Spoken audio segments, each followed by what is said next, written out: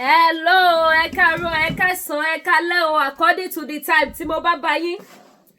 Èmi ọmọ yín náà ni olólùfẹ́ yín Lady K, Ìfẹ́ Olúwa show. The baby of Yoruba nation. Mo tún gbé àrà mìíràn dé o, eléyìí tún lẹ́tìkẹ́, ó lágbára yéye. Ẹ̀yin ọmọ Yorùbá tàtà yìí dà ẹ bọ́ síbí. Àwa ìran ọmọ aládé dà, ẹ jẹ́ ká come closer. Ẹ wá gbọ́ tuntun o, k'Ẹlẹ́dùmarè kó gba ìran Yorùbá lọ́wọ́ ogun tó ń ṣe wá tó tún gbà wá. K'Ọlọ́run kó gba ìran Yorùbá lọ́wọ́ ogun tó ní káfò ká níṣó. Ogun tó ń jẹ́ wípé àwọn tó lò bí irinṣẹ́ wọ́n kú, ogun yẹn ò kú. Irú ẹ̀ lógun kí ló lòun jẹ́ Abasha. Ìyàwó Abasha bọ́ta o. Hey! Nigeria my country. Ẹjọ́ torí Ọlọ́run ṣé bó ṣe máa lọ lélẹ̀. And according to àti ìwòye wọ́n sì láti rí nǹkan ṣẹ̀ṣẹ̀ bẹ̀rẹ̀ ni. Ṣé bí gbogbo ẹ ṣe máa lọ lélẹ̀? Ṣé bá ṣe máa wò lélẹ̀? Wọ́n láti rí nǹkan. We just started. Ṣé tòótọ́ bí gbogbo ẹ ṣe máa lọ ni? Ẹjọ́ wọ́n ní ó tó sẹ́ni gbogbo kò tó sákú wárápá. Ó tó sí gbogbo èèyàn kó jáde kó wá bínú. Kó wá jà fitafita kò mà tọ́ sábàṣà àti ìran ẹ̀. Àwọn ẹbí Abasha ti bọ́ta. Wọ́n lè yan ọmọ Nàìjíríà ẹ ti rajà lọ́wọ́ àwọn tẹ́ ẹ̀ sanwó kẹ́ wá san gbèsè tẹ́ jẹ́. Ọ̀rọ̀ kọ́rọ̀ ìran Abasha of the old people ọmọ Yorùbá. Adé ń lajú wa sílẹ̀. Tàlùbọ́dé ń kó wọ́. Adé ń lajú wa sílẹ̀ ní ojú ayé wa. Àkú o, àrùn o. Wọ́n dẹ̀ ṣe wá, wọ́n dẹ̀ fi wọ́n wà lójú báyìí pé kí la fẹ́ ṣe. Ìjọ wo ni Babangida sì jáde síta? Tí Babangida náà tóun náà wá ṣe kíni? Tó wá rán wa létí egbò àdájìnà wa tó fún wa. Ẹbí Abasha náà tún jáde, ìyàwó Abasha tún jáde. Ìyẹn náà tún wá sọ kọ́tọ̀kọ́tọ̀ lọ́rọ̀, ó tún wá faraya, ìyẹn tẹ̀ wá para ni. Ẹjọ́ ẹ̀yin èèyàn, ṣé ó tó sí àwọn ẹbí Abasha láti bọ́ síta wá sọ wípé Nàìjíríà jẹ̀bi àwọn? Ṣó tó sí àwọn ìran Abasha láti bọ́ síta láti wá fi èékánná halẹ̀? Gbogbo tá à ń sọ fún àwọn ọmọ Yorùbá rèé o, wípé ẹ jẹ́ ká wake up o. Gbogbo tá ṣe ní ká gba Yorùbá nation rèé o. Tí Tinubu náà bá ṣe wẹ̀ lẹ́nì pẹ̀lú gbogbo àlàkọjá wa, pẹ̀lú gbogbo nǹkan tí Tinubu tó ti establish ní ìlú Nàìjíríà, tó bá ṣe wẹ̀ lẹ́nì tó bá dọ̀là àwọn ẹbí tẹ̀ náà máa gbórí wọlé o. Wọ́n á lè bí àti ajẹwọ́ ní gbèsè ká wá san o. Wọ́n á ní ajẹwọ́ ní gbèsè, wọ́n á pè wá láfi ibi ṣó lóore o. Oore kí ni Tinubu ń ṣe fún ìran Yorùbá? Oore kí ni Babangida ṣe fún ìran Yorùbá? Oore kí ni Abasha ṣe fún ìran Yorùbá? Ìran Yorùbá lèmi jà fún o. Mi ò jà fún wọn Nàìjíríà o. Because tabanika solo sobo, àlóore kí làwọn people yìí ṣe fún Nàìjíríà. But lọ́wọ́ tí mo wà yìí, ẹgbẹ́ náà kí lẹ́yìn jà fún? Yorùbá nation ni mo jà fún. Yorùbá nation ni mo ṣì ń jà fún as of today. Èmi ò tí ní nǹkan bí tí mo jà fún. Yorùbá nation ni Yorùbá people ni mo jà fún. So now, oore kí ni gbogbo àwọn tí mo kà á lẹ̀ yìí àti bàbá Ọbásanjọ́ àti bàbá Ayọ̀ Adébánjọ tó jẹ́ pé àtúkútúkù tí wọ́n náà lọ́nà ọ̀run. Oore kí ló ṣe fún ìran Yorùbá? Tó bá di ní ọ̀la, àwọn ẹbí ayé bàbá pa Ayọ̀ Adébánjọ, àwọn náà bọ́ síta o, wọ́n wá fárígá o. Wọ́n ní ìran Yorùbá aláìmoore nìyí. Bàbá àwọn síyìn táwọn tó fi kú. Bàbá àwọn kú tán. Tí ẹ wo sùsù kẹ́lẹ́ fẹ́ ṣe jọ́ mẹ́jọ. Débi tẹ́ máa lẹ́ fẹ́ ṣe remembrance fún bàbá àwọn. Débi tẹ́ máa lẹ́ fẹ́ sọ òbítíbitì owó fún bàbá àwọn àbí fáwọn fámìlì. Ṣé ti rí ayé lóde? Láwọn tó jẹ́ wípé ìwà láàyè wọn ìnira ló kó bá ìran Yorùbá. Nígbà tó tún kú gan, ìran Yorùbá tún sì ń jìyà. Because ìtọ́ ti ṣẹlẹ̀ nígbà ayé wọn kò lè tán àfi tá bá pín orílẹ̀-èdè yẹn. Pín Nàìjíríà, egbò àdáàjìná tí Abasha fi sílẹ̀ kò lè san. Egbò àdáàjìná tí Babangida tó fún ìran Yorùbá tó pa Abíọ́lá dànù kò lè san. Wọ́n lọ́mọ ẹni oníṣẹ́ ní bẹ̀bẹ̀bẹ̀ kápẹ́lẹ́dì kẹsìdì ẹlòmíì. Bàbá ti sọ pé Abíọ́lá ò dá ọmọ Yorùbá ṣàṣì ni. kódà ìjẹ́ wọ́n lè gbàgbé ẹ̀ ṣé ìran Yorùbá lè gbàgbé Abíọ́lá kẹ́ máa wo ayé lóde ọmọ Yorùbá ní ohun tó yẹ kí gbogbo wa ká jókòó ká sùn ká sùkátà ẹ ti mọ súnmọ́ sùkátà tí mo sọ má bèrú bí bá ṣe pronounce ẹ téèyàn máa sùn tó máa ṣíjú sókè báyìí ká sùkàkà ká ro àròjinlẹ̀ ká sùkàkà báyìí ká ro àròjinlẹ̀ wípé kí ló ṣẹlẹ̀ sí ìran Yorùbá ṣé bá ṣe fẹ́ máa bá lọ ní ṣé generation Yorùbá ò ní ìsinmi ni ṣé generation Yorùbá ò ní gbádùn ni ṣé dandan ni káwọn ìran Yorùbá máa kú sẹ́yìn òdì ni gbogbo àwọn èèyàn oníyàbá bó ní bàbá tó wà diaspora wọ́n fẹ́ lọ lé wọn fẹ́ kú sàbúrọ̀dù wọn ò fẹ́ kú sàbúrọ̀dù wọn fẹ́ lọ lé gbogbo àwọn tó bímọ sẹ́yìn òdì wọ́n fẹ́ kó àwọn ọmọ lọ lé ìlú ò máa rọgbọ débi tó máa ní òkè ẹgbẹ́ kọ́ ọmọ mi lọ kí n kó wọn padà ṣé bá ṣe máa wọ́n máa bá lọ́nà títí ayé àìnípẹ̀kú ẹjẹ́ agbọ́n tíyàwó Abasha sọ wípé ó ṣẹlẹ̀ bá wa fún ètò síta mo fẹ́ lẹ́dùnmarè bẹ̀yìn ẹjọ́ ìdí gúrùpù tí mo fẹ́ ṣí ẹ̀ prógrámù sí èyí sì láwọn kọ́ńtàtì mọ́ bí alára tí mo lè ṣí ẹ̀ prógrámù sí ẹ bá wa ṣí èlé àwa ò ní dákẹ́ èmi gẹ́gẹ́ bí ẹnìkan mi ò ní dákẹ́ èmi ò ní dákẹ́ iṣu atẹnumọ́ ni wọ́n ní kí n gbóná ẹjẹ́ agbọ́rọ̀ lẹ́nu ìyàwó Babangida Abasha ìyàwó Abasha gbèsè tí gbogbo yín jẹ o gbogbo ẹ̀yọ́ Nàìjíríà ẹ wá gbọ́ o ìyá Fárígá o ẹ wá gbọ́ o gbogbo ọmọ Nàìjíríà ìyàwó Abasha ṣèkìlọ̀ ó ní ká ẹ má pe ọkọ tòun ló lè mọ́ o ìyàwó Abasha Hajiya Mariam Abasha ti sọ̀rọ̀ ìbínú ló sì fi sọ̀rọ̀ náà kó tó wá ṣèkìlọ̀ fún gbogbo ọmọ Nàìjíríà obìnrin náà kò sọ̀rọ̀ láti ọjọ́ yìí wá o àmọ́ ó dàbí pé lẹ́yìn tó ti gbẹ́nu dákẹ́ láti ọjọ́ yìí kì í ṣe pé inú ẹ̀ ń dùn ó kàn mú kinní ọ̀hún mọ́ra ni ní báyìí ó jọ pé omi sùúrù ara obìnrin náà ti gbẹ ó sì bínú ó ní kí gbogbo ọmọ Nàìjíríà wá gbọ́ ohun tí òun fẹ́ sọ àkọ́kọ́ ni pé kí wọ́n yéé pe ọkọ òun ní olè mọ́ nítorí kò jí owó kankan ní owó Nàìjíríà pé kò tilẹ̀ mú kọ́bọ̀ ẹnikẹ́ni ó ní gbogbo àwọn tí wọ́n ń pe ọkọ òun lólè yìí ohun tí kò dáa ló ń ti ẹnu wọn jáde nítorí lọ́jọ́ tí wọ́n ti ń pè é lólè yìí wọn kò mú ẹ̀rí kankan wá kò sẹ́ni tó rí ẹ̀rí kan kó sílẹ̀ pé ibi báyìí ni Sani Abasha ti jí owó àti pé ó ṣojú òun sì mọ ìgbà tó ń jí i ó ní kò sẹ́nìkan tó sọ bẹ́ẹ̀ rí pé òun rí Abasha níbi tó ti ń jí owó kí ló wá dé tí wọ́n ń pe ọkọ òun lólè nígbà tí wọn kò rí ẹ̀rí kankan lọ́wọ́ rẹ̀ ó ní Abasha kò jí owó ohun tó dá òun lójú lòun sọ kẹ́nikẹ́ni má ṣe pè é lólè mọ́.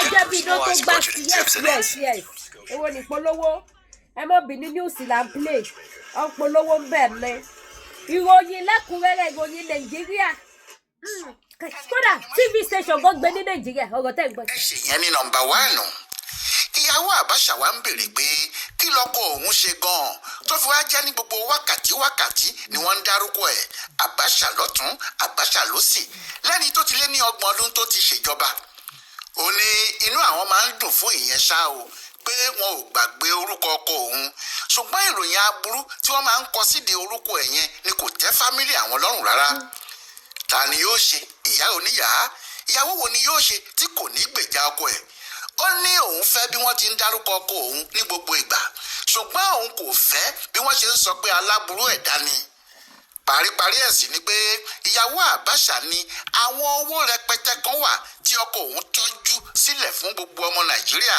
kó tó di pópú àmọ́ bó ti kú tán báyìí níṣẹ́ làwọn kan kó gbogbo owó náà jẹ ohun tí obìnrin yìí ń gbìyànjú láti wí náà ni pé gbogbo ariwo tàbí gbogbo ọ̀rọ̀ tí àwọn èèyàn ń sọ nípa Abasha ó ní kì í ṣe bẹ́ẹ̀ kò sì fẹ́ kí ẹnikẹ́ni sọ bẹ́ẹ̀ mọ́ jàre àmọ́ ọmọ tó bá ní àmàlà tí bàbá òun rò dí kókó ni tàbí pé ata ti pọ̀jù ní ọbẹ̀ tí bàbá òun sè ìtàn bí ìyá ẹ̀ ti ṣe ló fẹ́ gbọ́ o ohun tí Mariam Abasha sì ń gbọ́ lẹ́nu àwọn èèyàn báyìí nìyẹn ìdí ni pé àwọn aráàlú ń tẹnumọ́ pé láti ọjọ́ tí Nàìjíríà ti wà kò sí ìjọba kan tó mú ìnira bá àwọn ọmọ orílẹ̀-èdè yìí lápapọ̀ bí ìjọba tí Sani Abasha ṣe láàrin ọjọ́ 17 oṣù kọkànlá ọdún 1993 títí di ọjọ́ 8 oṣù kẹfà ọdún 1998 lóòótọ́ ni nàìjíríà jagun abẹ́lé láàrin ọdún 1967 sí 1970 àmọ́ ilẹ̀ Ìgbò ní ìnira náà ti bá wọn torí níbẹ̀ ni wọ́n ti dá orílẹ̀-èdè Biafra sílẹ̀. Etí ni àwọn ará ilẹ̀ Yorùbá àti ará ilẹ̀ Haúsá fi ń gbọ́ ohun tó ń lọ lọ́hùn-ún. Bẹ́ẹ̀ ni kò sí wàhálà kan tó ṣẹlẹ̀ nílẹ̀ Haúsá tó kó hílàhílo bá wọn nílẹ̀ Ìgbò tàbí ilẹ̀ Yorùbá. Ṣùgbọ́n ní ayé Abasha jákèjádò orílẹ̀-èdè Nàìjíríà ní ìnira wà nítorí bí kinní kan bá ṣẹlẹ̀ lónìí tí ẹ̀ ń pariwo èyí tí yóò ṣẹlẹ̀ lọ́la yóò jù bẹ́ẹ̀ lọ. Bẹ́ẹ̀ ni nígbà tí wọ́n bá ń pa àwọn èèyàn míì tàbí tí wọ́n ń ju bọ́ǹbù níbìkan, báwo wá ni ọmọ Nàìjíríà yóò ṣe gbàgbé èèyàn tó gbé àwọn ikọ̀ apààyàn dìde tó ṣe pé wọn ò níṣẹ́ méjì tí wọ́n ń ṣe ju kí wọ́n pààyàn fún Sani Abasha lọ, tó jẹ́ tí wọ́n bá ti pààyàn tán báyìí àwọn èèyàn ìjọba yìí kan náà ti wà nítòsí tí wọ́n yóò lọ kí wọn nílé àwọn tí wọ́n pa láti bá wọn dárò níbẹ̀. Ìjọba tó yìnbọn pa Kúdí Abíọ́lá ní ọjọ́ 4 oṣù kẹfà ọdún 1996 tó sì jẹ́ ní ọjọ́ kejì ìjọba yìí kan náà ti ránṣẹ́ ìbánidárò sí ilé wọn tó sì kó àwọn alágbára inú ìjọba náà àti àwọn ọ̀gá ológun gbogbo síbẹ̀ tí wọ́n sì ń lérí pọnran pé ìjọba yóò wá ẹni tó pa Kúdí Abíọ́lá rí láìpẹ́ rárá. Bẹ́ẹ̀ àwọn ni wọ́n pa á o. Ní ọjọ́ tí wọ́n pa Kúdí Abíọ́lá yìí ní ẹni tí kò ṣe kinní kan fún wọn ju pé kí wọ́n fi ọkọ òun sílẹ̀ nínú àtìmọ́lé tí wọ́n há a mọ́ nítorí pé ó yege nínú ìbò June 12 lọ. MK Abíọ́lá tí wọ́n tì mọ́lé nítorí ìbò yìí náà ni Ibrahim Babangida ti jáde tó sọ pé òun ló wọlé ìbò náà àti pé Sani Abasha àti àwọn ọmọ ogun ẹ̀ ni kò jẹ́ kí òun gbéjọba náà fún un. Ìbò June 12 tí Abasha torí ẹ̀ ti Abíọ́lá mọ́lé tó sì rí i pé wọ́n pa á sì tì mọ́lé òun náà ló wá di ohun tí gbogbo Nàìjíríà ń ya ọjọ́ náà sọ́tọ̀ báyìí tí wọ́n sì fi ń ṣe àyájọ́ ọjọ́ democracy ilẹ̀ wa. Lọ́jọ́ táwọn Sergeant Rogers yìnbọn pa Kúdí níwájú 7up nítòsí tógèètì lẹ́kọ̀ọ́ lábẹ́ àṣẹ Hamza El Mustapha ọlọ́wọ́ ọ̀tún Sani Abasha. Níbo ni òun Mariam tó ń sọ̀rọ̀ yìí wà lọ́jọ́ náà? Àwọn ọmọ Nàìjíríà ló ń béèrè bẹ́ẹ̀. Bẹ́ẹ̀ kó tó di ìgbà náà ṣebí ọ̀gágun Babátúndé Ilégbèdé ní àwọn ọmọ ogun Abasha yìí kọ́kọ́ pa ní ọjọ́ 21 oṣù kẹfà ọdún 1994 tí wọ́n lóun ló ran àwọn nàdẹ́kò tí wọ́n ṣẹ̀ṣẹ̀ dá sílẹ̀ nígbà náà lọ́wọ́. Ọjọ́ kẹfà oṣù kẹwàá 1995 làwọn ọmọ ogun Abasha yìí lọ ká bàbá Alfred Riwanu mọ́ inú ilé ẹ̀ ní Ìkòyí tí wọ́n sì yìnbọn pa. Kò sí ohun kan tó ṣe fún wọn ju pé ó jẹ́ bàbá àwọn Afẹ́nifẹ́re wọ́n sì nígbàgbọ́ pé òun ló ń gbé owó sílẹ̀ fáwọn tó ń ṣe nàdẹ́kò kí wọ́n lè máa fi yọ ìjọba òun lẹ́nu nítorí ọ̀rọ̀ June 12 àti Abíọ́lá. Tàbí ti àwọn kẹnsàró wíwá tí Abasha ní kí wọ́n pa ní ọjọ́ 10 oṣù kọkànlá ọdún 1995 lèèyàn yóò rántí tí ẹ̀rù kò ní bá a ní. Àwọn èèyàn ń fi ẹ̀hónú hàn lórí pé wọ́n ń wa epo bẹntiróòlù ní àdúgbò wọn kò sì fún wọn lówó níbẹ̀ wọn kò sì tọ́jú agbègbè náà. Abasha sì ní ohun tí wọ́n ń ṣe yẹn wọ́n fi ń ran Abíọ́lá tó wà nínú àhámọ́ lórí ọ̀rọ̀ June 12 lọ́wọ́ ni wọ́n sì torí ẹ̀ dájọ́ ikú fún wọn wọ́n sì pa wọ́n dànù bẹ́ẹ̀. Ṣebí nínú oṣù kejì ọdún 1996 ni wọ́n yìnbọn fún Alex Ibru tó ní ìwé ìròyìn Guardian. Àwọn ọmọ Abasha náà ló yìnbọn lù ó. Bẹ́ẹ̀ ó ṣe mínísítà fún Abasha yìí kan náà rí àmọ́ wọ́n dẹ àwọn ọmọ ẹ̀ sí pé kí wọ́n yìnbọn pa orí ló kó o yọ àmọ́ wọ́n sọ ọ́ di aláàbò ara títí tó fi kú ni. Nínú oṣù May ìyẹn oṣù karùn-ún lọ́jọ́ 22 oṣù náà ni wọ́n pa ọ̀gágun Olú Akíntẹ̀yìnwá tí wọ́n ní ọ̀rẹ́ àwọn Àlàní Akínrìnádé tí wọ́n jọ ń jà fún nàdẹ́kò ni. Àwọn yìí náà ni wọ́n pa Sùlé àti Adédèjì nílé ẹ̀ nìbàdàn lọ́jọ́ 14 oṣù kọkànlá ọdún 1996 tí wọ́n ní ọ̀rẹ́ Abíọ́lá ni. Nínú January lọ́jọ́ 17 oṣù kínní ọdún náà ìyẹn ní 1997 ọjọ́ burúkú wa kọ́ lọ́jọ́ náà tí wọ́n kó ogun ìbọn wọ ọ́fíìsì olóyè Abraham Adésànyà wọ́n fẹ́ pàdánù ní Ọlọ́run nìkan ló yọ ọ́. Ṣéhù Musa Yaradua ni wọ́n pàdánù sọ́gbà ẹ̀wọ̀n ní ọjọ́ 8 oṣù December ìyẹn oṣù 12 ọdún 1997.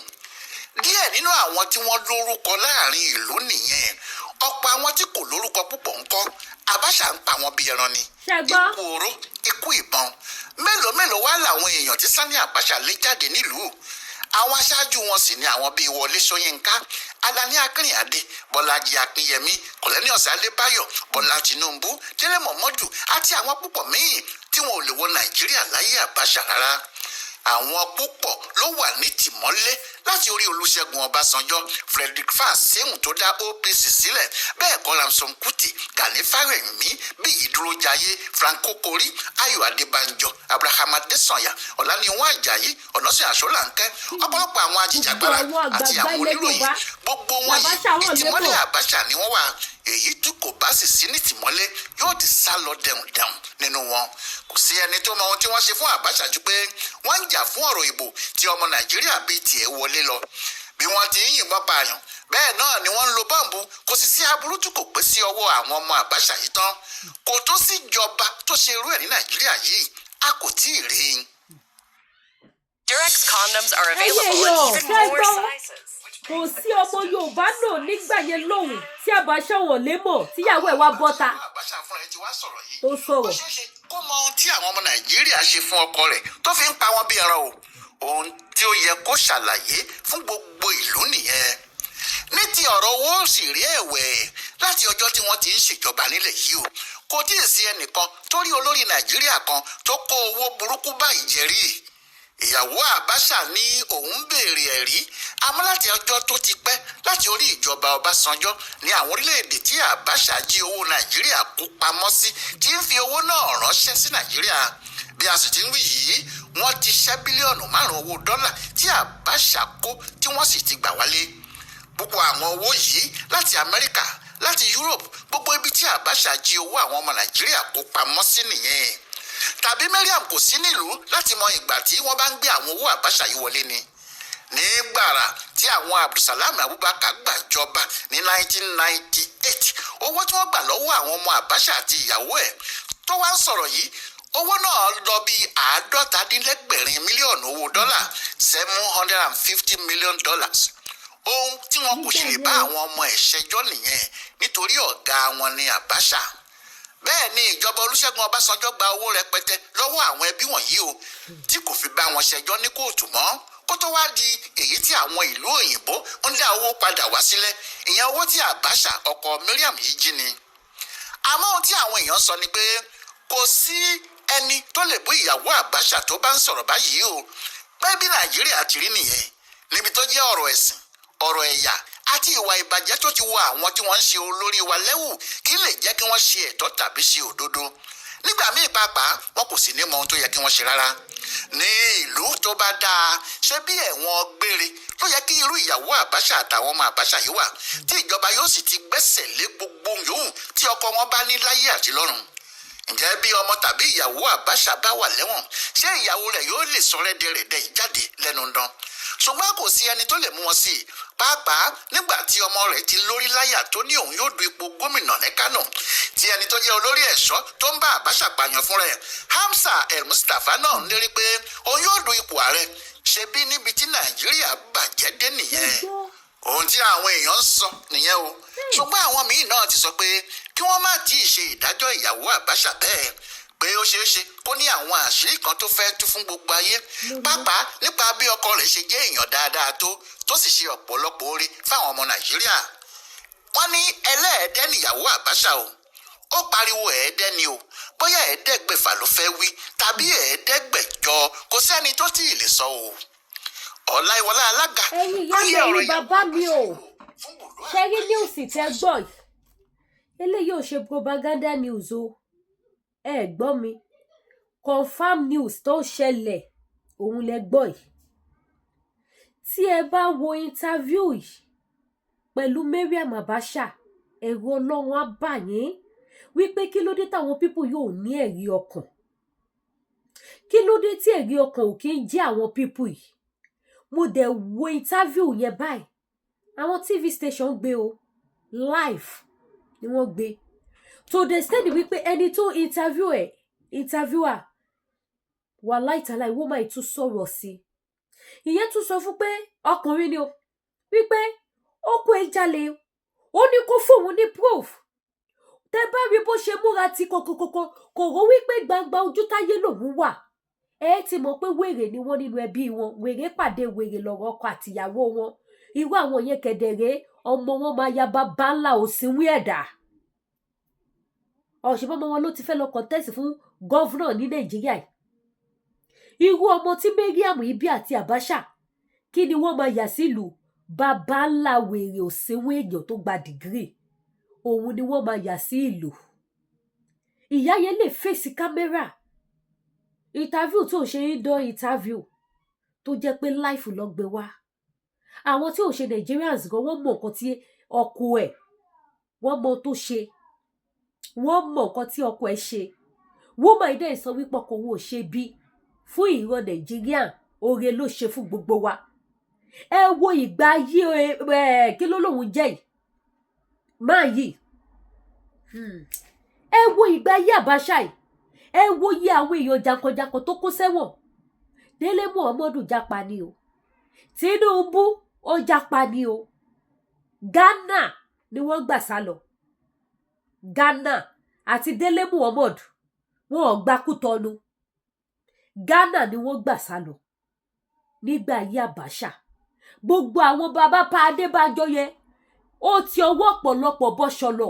Èyí tó kọ̀ tí ò ti ọwọ́ ẹ̀ bọ́ṣọ lọ ó rán lẹ́wọ̀n. Èyí tí ò rí rán lẹ́wọ̀n ó sá lọ ó japa ó fìlú lẹ̀ fún. Abasha bayé jẹ́. Abasha bayé jẹ́.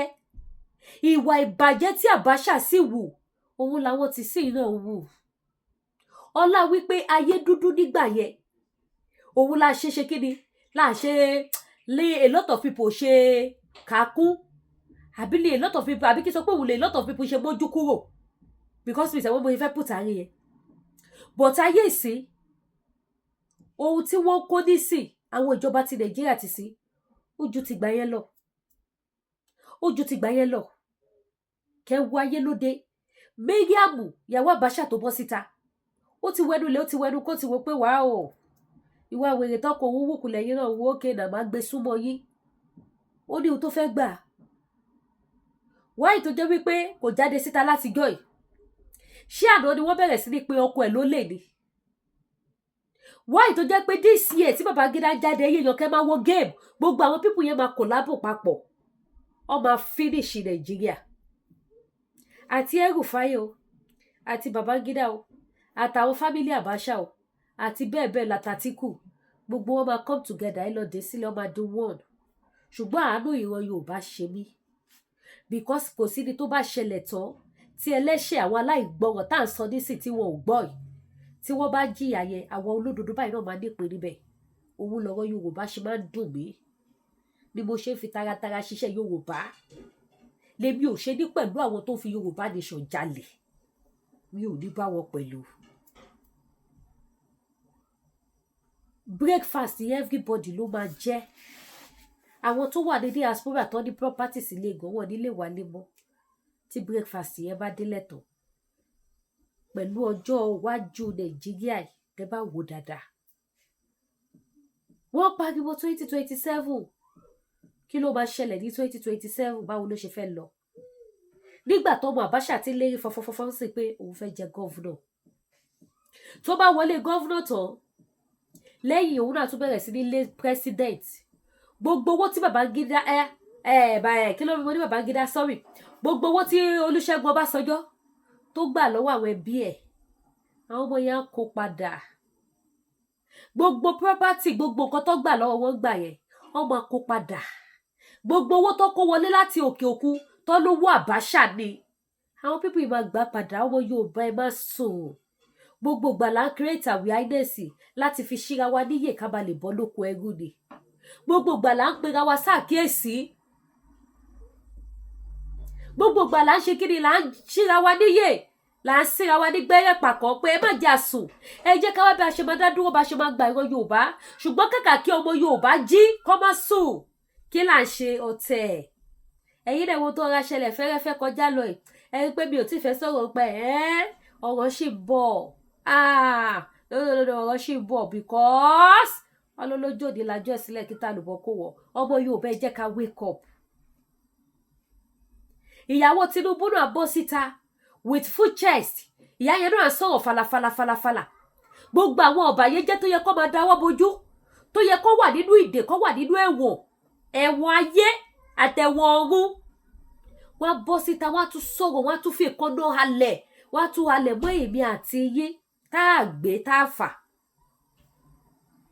wọ́n á halẹ̀ mọ́ èmi àti yín tá à jẹ gbì àwọn tó jẹ gbì ò fẹ́ kú gbì ẹni tí ò jẹ gbì ló fẹ́ kó gba kú wọn kú ìjọ wo la fẹ́ ṣe lè dà wọ́n ní tí a bá torí iṣu jẹpo a á torí epo jẹṣu tí a bá tiẹ̀ gba ilẹ̀ Yorùbá nítorí títara wa ẹ jẹ́ ká gbà nítorí àwọn ọmọ tó ń bọ̀ ìyà yìí ò dáa fìrífìrí la ṣe rí tá à ń complain o fìrífìrí láàrin tá à ń complain tó bá máa dé lódidi àwọn generation tó ń bọ̀ gbogbo bó ṣe fẹ́ yí dá sábì orí lẹ́yìn k'Elédùmarè ṣàánú wa káwa náà ṣàánú ara wa ká wake up ẹ jẹ́ ká jí ẹ jẹ́ ká wá wọ̀rọ̀ kọ̀ ṣàdá ká fi mọ̀ ṣọ̀kan because mi ò mọ irú awareness tẹ́mi tún fẹ́ create mọ́ wípé ìdí ta fi nídà ti gba Yorùbá nation gbogbo wa láti mọ reason ebi ń pa àwọn kan ìyà ń jẹ àwọn kan kó òbítíbitì owó wọn fi kọ́lé wọ́n kó òbítíbitì owó wọn fi ra wíìgì wọ́n kó òbítíbitì owó wọn fi ra ago sọ́wọ́ wọ́n kó òbítíbitì owó wọn fi ra mọ́tò ṣebí yóò lóye ṣe ra mọ́tò 3.5 billion not million billion 3.5 billion sẹlẹ́bù kan nìyẹn o gbogbo àwọn sẹlẹ́bù Nàìjíríà kí ìjọba kọ́ warehouse kó sọ fún wọn pé ó yẹ every month ẹ lọ máa donate síbẹ̀ fáwọn mẹ̀kúnnù kó máa pọ̀jù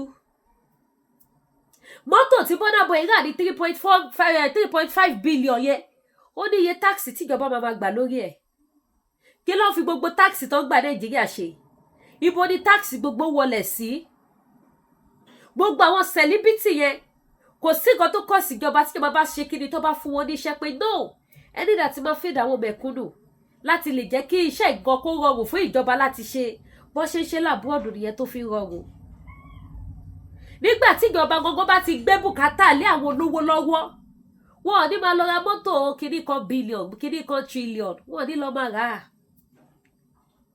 ọmọ Yorùbá ẹ jẹ́ ká wake up we have nobody a léèyàn kankan o a ní anybody àbá kí Yari lè jáde lọ́la kóhun náà wá claim right ẹ̀ ẹ gbà bó ṣe ṣẹlẹ̀ ṣùgbọ́n ọmọ Yorùbá ò tó bẹ́ẹ̀ ọmọ Adéyẹmọ nìyẹn lẹ́yìn odi o ọmọ Adéyẹmọ nìyẹn lẹ́yìn odi ó lè dọ̀la tán sí kí wọ́n fìrì èmi efe lélẹ̀ kọ́ ní pẹ̀lú gbogbo owó tó kó jẹ ó yá báńkì ní kó lọ san 500,000 kí lẹ fẹ́ ṣe sí ṣé wọ́n ṣe bẹ́ẹ̀ fábà kí àrí ni ṣé wọ́n ṣe bẹ́ẹ̀ fún kí lorúkọ Yàyà Bello ẹ wá dúró owó tí Yàyà Bello kó ẹ wo iye tán ní kó lọ san ìtọ́wákùn kan kó máa kó lọ ó máa kó lọ gbé so tó bá fi èmi efe lélẹ̀ lọ́la tó bá ní kóhun náà lọ san 1 million ẹyẹ èèyàn owó mo jẹ̀bi ẹ̀sùn tẹ́ fi kàn mí 1 million naira gbogbo tó ti wá kó jẹ ńkọ́ ó ti lọ ẹ sọ pé ó ti lọ ṣé ayé nìyẹn ṣé orílẹ̀-èdè nìyẹn ṣé orílẹ̀-èdè nìyẹn ọmọ Yorùbá tata mo fi Elédùmarè bẹ̀wẹ̀ jẹ́ ká jí ẹ má sùn we are not here to harass anybody we are not here to say any hate word to anybody and we are not here to harass anybody we are just here to enlighten ourselves to create awareness that is what we are here for because nísìn báyìí sìn àṣà tó tún wá kọ́ nísìn ni wípé gbogbo péèjì tẹ́tí lè máa gbọ́ confam rìpọ́ọ̀tù lọ́lọ́ rìpọ́ọ̀tù ó láwọn tí ìjọba Nàìjíríà àtàwọn ọ̀bàyéjẹ́wọ̀ tí wọ́n máa tún sanwó fún wọ́n wá jókòó sórí péèjì èèyàn wá rìpọ́ọ̀tù ẹ̀pá tó bá dẹ̀ ti rìpọ́ọ̀tù ẹ̀pá bá YouTube gbé wálẹ̀ nìyẹn kí ẹ̀sùn wo dẹ̀ lọ́ máa fi kàn yín harassment no story ẹ̀ lè fi ṣe sọ́ọ̀sì so ẹ̀yin tẹ́ bá ti rí ṣòwò mi tí bá ti pariwo pé we are not here to harass anybody o we are not harassing anybody kẹ́mọ̀ pé tó tún bí nìyẹn o lógo tó tún lò fún wá sí nìyẹn tó fi jẹ channel àwọn èèyàn wọn nítorí pé kí ni èèrà ò fẹ́ kòkòrò dénú olówó ò nífẹ̀ẹ́ mẹ̀kúnnù olówó ò fẹ́ kí mẹ̀kúnnù kó ráyé gbé wọn ò fẹ́ ká wà nínú ìmọ́lẹ̀ ó ṣàfẹ́ ká wà nínú òkùnkùn ní ìlú Nàìjíríà inú òkùnkùn ni wọ́n fẹ́ sọ gbogbo ayé sí ọmọ Yorùbá ẹ jí ẹ má sùn Elédùmarè ò ní fi wá sílẹ̀ o àwọn onílẹ̀ ò ní fi wá sílẹ̀ o fún àǹfààní kí n tó lọ síbi bẹ̀yẹ mo fẹ́ fi àsìkò mi ṣe announcement mo ti ń ṣe announcement ìsinyìí kì í ṣe ọ̀rọ̀ ọjọ́ 5 kì í ṣe ọ̀rọ̀ ọjọ́ 6 more than a week tí mo ti ń ṣe ẹjọ́ torí ọlọ́ dádì kan san $100 owó ọjà ẹjọ́ torí tọ́lọ́ dádì mo fẹ́ Elédùmarè bẹ̀yìn ẹ̀ ní dààmú àgbo lẹ fẹ́ ra ẹjọ́ torí ọlọ́ ẹ gbà mí láago ẹ pè mí, mi ò ní nọ́mbà àwọn èèyàn mọ́. Àwọn tó ẹ̀ṣẹ̀ ń pè mí sí ni mo ẹ̀ṣẹ̀ tó ní nọ́mbà wọn. So ẹ bá wa share ètò so that a lè ṣe kíni, a lè rí. Ẹ bá mi jù sí WhatsApp contact yín, ẹ bá mi jù sí àwọn WhatsApp group káàkiri, ẹ bá mi hashtag àwọn èèyàn. So ẹ jọ̀ọ́ torí Ọlọ́run daddy, tẹ́ bá wo program yìí mo ti $100 tẹ́ san. Ẹ jọ̀ọ́ ẹ pè mí so that ẹ lè send address. Ìgbà tí mo trace owó yẹn tí mo rí, mo try láti wo address yín níbẹ̀ but mi ò rí. So ẹ jọ̀ọ́ torí t'Ọlọ́run, ẹ jọ̀ọ́ mo fẹ́ sẹ́ndì ọjà yín sí yín, ẹ má jẹ́ kí n jẹ haram. Mo fẹ́ l'Ẹlẹ́dùmarè bẹ̀ yín daddy, ẹ jọ̀ọ́ torí Ọlọ́run, mi ò mọ̀ lè mọ ṣẹ́ mi, ẹ ṣàánú mi o daddy tó san $100. Ẹ jọ̀ọ́ ẹ wá gba $100 yín o, ẹ wá gbọ́jà yín, mo fọlọ́run bẹ̀ yín, ẹ jọ̀ọ́ sà. Tó bá dẹ̀ jẹ́ màmá náà lọ bá wo program yẹn, mọ́mì wọn ẹ jọ̀ọ́ ẹ bá mi sọ fún wọn kọ́ pè mí, mi ní nọ́mbà wọn mọ́ ni mi bá ti pè. So ìyẹn jẹ́ first announcement. So second announcement ni pé fáfàní èyí tẹ́ bá fẹ́ lọ sí ìlú Nàìjíríà, tẹ́ wá ní department tẹ́ lè lodge sí. Ṣẹ́rí tí bá sọ nǹkan fún yín, ẹ trust me torí pé kí ni mi ní jẹ́ kórúkọ bàjẹ́. So mi ò ní gbòfò wá fún yín lórí ìkànnì yìí. Confirm ni máa gbé wá fún yín. Kàkà kí gbòfò wá mi sì ní gbé nǹkan kan wá. Máa ń ṣe kí ni? Máa wò báyìí. Máa lọ ṣe kárí pikipiki ṣọ́ àwọn èèyàn kiri. So gbogbo èyí tẹ́ bá ní department tẹ́ lè lodge sí ní Nàìjíríà. Ó wà just 2-minute drive sí International Mohammed Airport. 2 minutes ni ẹ lè fẹ́ ṣe yìí láti bẹ̀dẹ̀ International. Mo lè miss flight mi ò tètè dé airport. Wọ́n ti boarding tán, wọ́n ti check in tán, kò sí nínú ọ̀rọ̀ yín o. 2 minutes. Ṣé wá rí àwọn kan tó tún wá jẹ́ kí bẹ́ẹ̀ mú yes confirm gidi ni wípé 24 hours light ó wà. 24 hours electricity ó wà. 24 hours internet ó wà ńbẹ̀. Security ó wà. Kitchen wà, everything wà. Ní kí ló ti pè apartment tọ̀dọ̀ títí yín, kitchen yín wà ńbẹ̀, everything wà ńbẹ̀. 2 bedroom wà ńbẹ̀, 3 bedroom wà ńbẹ̀. A room wà ńbẹ̀, a room self wà ńbẹ̀, a room then sitting room and kitchen and toilet ó wà. Èyí tẹ́ bá fẹ́ ni very nice and lovely place. Ibẹ̀ wà pa gidi tó mú yes tó fine. 2 minutes drive sí International Mohammed Airport. Tí ẹ bá wà ńbẹ̀ bí ìpè wà lábúròdù padà ni. Ẹ lè wà ńbẹ̀ kẹ́ fi parí project tẹ́ bá fẹ́ lọ ṣe Nàìjíríà. Ẹ lè wà ńbẹ̀ kẹ́ fi parí holiday yín. Ẹ lè wà ńbẹ̀ kẹ́ fi parí gbogbo party tẹ́ bá lọ ṣe. Ẹ lè wà ńbẹ̀ kẹ́ feel at home bó bá ṣe wù yín. No noise, no ariwo, no ìjà. Kò sí pé mọ́tò pariwo sí yín létí, kò sí pé wọ́n jà ládùúgbò yẹn, kò sí pé àdúgbò yẹn rough. No, very cool and calm area. So just 2 minutes drive ni sí International Mohammed Airport. So gbé ìtẹ́ bá ní interest sí WhatsApp number tí mo lò ní sí òun lẹ́wọ̀n lójú screen yìí. Ara iṣẹ́ ibi tí wọ́n ń ṣe òun náà ni wọ́n lọ fi rìpọ́ọ̀tù WhatsApp number tí mo ti lò láti 2021 tó fi blọ́ọ̀kù síìmù yẹn. Àwọn WhatsApp bá díẹ̀ pé àwọn ò fẹ́ rí nọ́mbà yẹn mọ́ ní WhatsApp. Wọ́n bá díẹ̀ láìsí kókó ẹ̀ṣẹ̀ kan báyìí tí mo ṣẹ̀. Mi ò rí rẹ́rìí láyé mi síìmù àti 2021. Ó jẹ́ kí n lose so many contacts. Even ó jẹ́ kí business mi gan kó ṣe kí ni, ó affect business mi ní parọ́ fún yín. Ó affect iṣẹ́ mi. So ẹ jọ̀ọ́ torí Ọlọ́run gbogbo ẹ̀yin tẹ́ bá fẹ́ bá mi rajà ń sìn. Ẹ̀yin tẹ́ bá tí wọ́n bẹ ṣe máa reach out sí mi. Àbẹ́yìn tẹ́ bá tún mọ àwọn èèyàn tí wọ́n nífẹ̀ẹ́ Ọlọ́run láti ara mi. Ẹ jọ̀ọ́ ẹ bá mi pè wọ́n. Ọ̀rẹ́ Lady K lo nọ́mbà tó ń lò tẹ́lẹ̀ mọ́, nọ́mbà tó ń lò sí ni. Lágbájá Lady K lo nọ́mbà tó ń lò tẹ́lẹ̀ mọ́, nọ́mbà tó ń lò sí ni. Ẹ bá mi fún àwọn èèyàn ní WhatsApp nọ́mbà mi tí mo lò sí. Tẹ́ bá pè direct á lọ, tẹ́ bá pè ní WhatsApp á lọ. So ẹ free láti pè mí. Ìkọ̀kan tó kọ̀ wá ń bẹ̀ ni wípé ẹ̀yin tẹ́ bá fẹ́ rajà ni kẹ́ pè mí. Àbí ẹ̀yin tẹ́ bá ní nǹkan tó ṣe pàtàkì fún Yorùbá nation. Àbí ẹ̀yin tẹ́ bá fẹ́ dash mi lówó because èmi ò parọ́ ọmọ bá ní àtọ̀ èmi ní ìdòwò bí mo ṣe wà yìí mo gbẹ́ gidi. So ẹ̀yin tẹ́ bá fẹ́ rajà ẹ pè mí. Now kí wà láwọn ń tà ní ilé iṣẹ́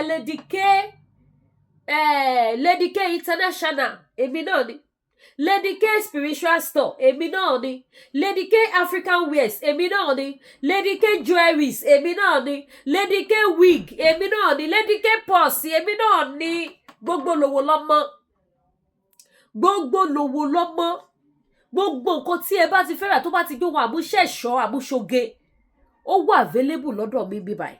àwọn fine wig mo dẹ̀ dúpẹ́ lọ́wọ́ gbogbo ẹ̀yin tẹ́ bá mi rajà tẹ́ dẹ̀ ń ṣàdúrà fún mi mo dẹ̀ tún wá fàsìkò sọ pé mi go ní disappoint gbogbo yín àwọn tó dáa tẹ́ ẹ̀ bá mi rà tí inú yín dùn yẹn náà ní ìmọ̀ gbé wá ìdí báwọn gbégbá àwọn gùdù wá so èyí tẹ́ bá ti patronize mi wá patronize mi mo láwọn wig àwọn braid wà àwọn kí ló ti pè pick and drop ó wà àwọn lace wig ó wà àwọn onícoils ó wà àwọn bun straight ó wà àti bẹ́ẹ̀ lọ àti braid àti Ghana weaving mo ní wọ́n bí báyìí lóríṣiríṣi èyí tẹ́ bá ti fẹ́ ni ẹ pè mí à ń jọ ṣe fídíò kan máa display ọjà fún yín ẹ ra ìtẹ́ bá fẹ́ lẹ́yìn yẹn jewelries wà àwọn yẹn ring everything ó wà available bí báyìí bákan náà ni purse bákan náà ni aṣọ ready to wear tàwọn dádì náà wà èyí tẹ́ bá ti fẹ́ gbogbo ẹ̀ ló wà available bí báyìí ẹ má fojú wo lójú kámẹ́rà pé aṣọ tó wà wá bẹ́ẹ̀ yóò ṣe lọ títí bẹ́ẹ̀ bá pè mí fídíò kan ẹ mọ̀ pé nǹkan kì í ṣẹ̀ṣẹ̀ ràgó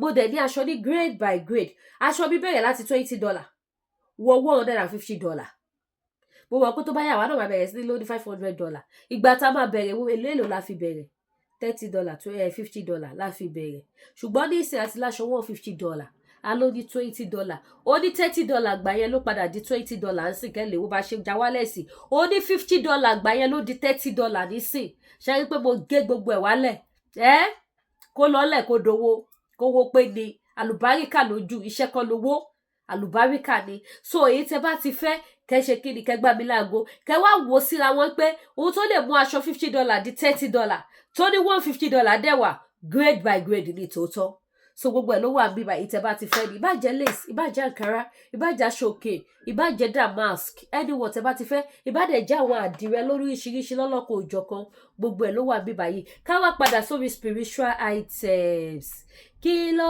bà ẹ́ lẹ́rù kó wí ẹ̀rù kò sínú ọkàn mi torí Jehovah ń bẹ láàyè ẹ̀rù kò sínú ọkàn mi oṣó ló ń bà á lẹ́rù kó wí. Yes fáfà lẹ́yìn tẹ́ bá ní àwọn spiritual items tẹ́lẹ̀ lò ẹ ké sí mi.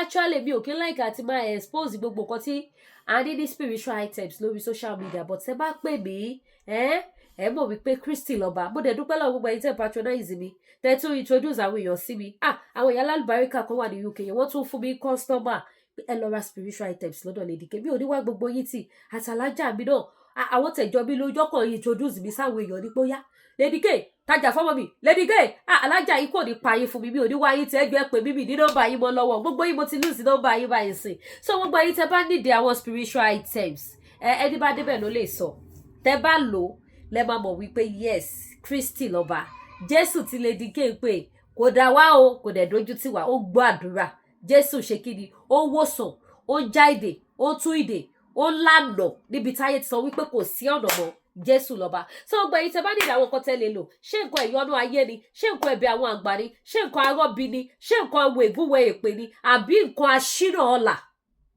aṣínà àánú lóríṣiríṣi ló wà nǹkan àánú wà lóríṣiríṣi àwọn nǹkan àánú olóore kíákíá orí òjijì ó wà àwọn nǹkan àrìnà kóore tí bá ṣe ń lọ tí mò ń bọ̀ báyìí kí n máa pàdé olóore ní gbogbo ọ̀nà mi kọ́ dẹ̀ máa ṣàánú fún mi kọ́ máa ràn mí lọ́wọ́ ó wà tó bá dẹ̀ jẹ́ pé àwọn nǹkan ẹ̀yọ́nú ọlà náà ni káyé máa yọ́nú sí mi báyìí kọ́ dẹ̀ máa ṣe mí lóore gbogbo àwọn nǹkan ìta àwọn nǹkan spiritual lóríṣiríṣi òun ló wà àdúrà gbogbo àmọ́ àgbàlagbára Ọlọ́run àdíṣàṣetì bákan náà aláwọn lọ́fíńdà lóríṣiríṣi bákan náà dẹ̀ ní àwọn ọ́ìlì náà wà gbogbo ọ́ìlì wa ń bè báyìí kì í ṣe ọ́ìlì lásán àwọn ọ́ìlì tó ní ìtumọ̀ ni ọ́ìlì ṣẹ́gun wà ọ́ìlì àánú wà ọ́ìlì back to sender wà ọ́ìlì arọ́bí wà bákan náà dẹ̀ láwọn nǹkan fà nǹkan fà ṣe kí ni ó wà available lọ́dọ̀ Lady K ìfẹ́ olúwa show àti bẹ́ẹ̀ bẹ́ẹ̀ lọ lóríṣiríṣi èyí tẹ́ bá ti fẹ́ ni so gbogbo ẹ̀yin dáàdì ẹ̀yin mọ́mì ẹ má wọra yín níwọ̀n ẹ dira o kò ṣe dúró wò ilé ayé yìí ilé ayé kún fún oríṣiríṣi k'Ẹlẹ́dùmarè kó ṣe àánú fún wa ni kó má jẹ́ ká bá ayé lọ so ojú òní tí wàdúrà gbogbo wa gbà ẹ má gbàgbé láti bá mi share ètò ẹ dẹ̀ má gbàgbé láti subscribe sí YouTube channel mi Lady K ìfẹ́ olúwa show the baby of Yoruba nation. We are not here to harass anybody. We are not here to abuse anybody, and we are not here to insult anybody. We are not here to make any violence. We are just here to learn. We are here to learn. We are here to create awareness. That is all. That is all we are doing on this platform here. And God bless you as you are watching me, as you are sharing this show, as you are learning from me. Almighty God will reward every one of us in the mighty name of Jesus. Amen. Ẹ ṣé gan, mo dúpẹ́. Ire o.